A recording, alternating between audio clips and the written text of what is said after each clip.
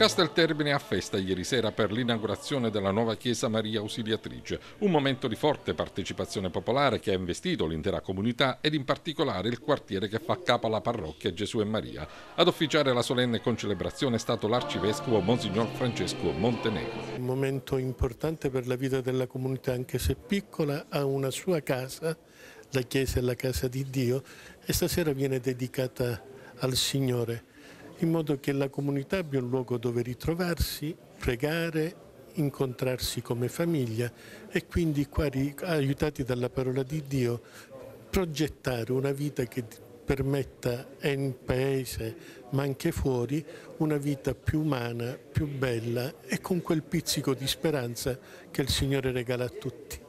Parroco della nuova chiesa è Don Tonino Cilia, particolarmente soddisfatto per l'evento. Un appuntamento importantissimo per una comunità cristiana, per una comunità parrocchiale come la nostra, una comunità che aspettava questa chiesa da tantissimi anni e che ha sognato tantissimo il mio predecessore, Don Emanuele Samaritano. E in effetti è stato lui che ha presentato qualche anno fa il progetto. Io poi sono arrivato dopo la sua scomparsa per continuare la sua opera e per grazia di Dio siamo riusciti nel giro di poco tempo, nel giro di 3 anni, a costruire la nuova chiesa.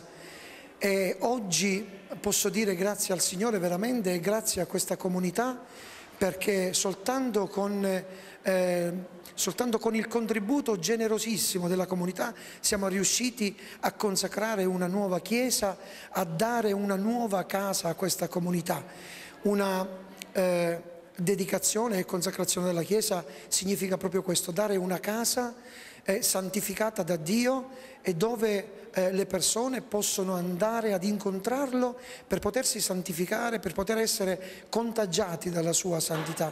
Ed è per questo motivo che veramente oggi ho sentimenti semplicemente di ringraziamento, di gioia e di felicità per tutto quello che abbiamo vissuto questa sera.